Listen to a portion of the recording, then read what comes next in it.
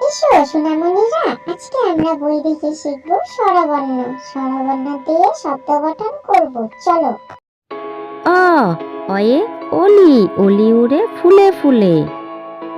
আ আয়ে আতা, আতা গাছে তোতা পাখি। রস্যই, রস্যয়ে ইঁদুর, ইঁদুর ছানা ভয়ে মরে। দীর্ঘই, দীর্ঘয়ে ঈগল, ঈগল পাখি পাছে ধরে।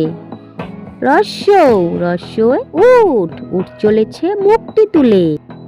দীর্ঘ, দীর্ঘয়ে উর্মি, উর্মি হলো সাগরের ঢেউ। রি, রিয়ে ঋষি, ঋষি মশাই বসেন পূজায়। এ, এ এক্কা গাড়ি, এক্কা গাড়ি খুব ছুটেছে।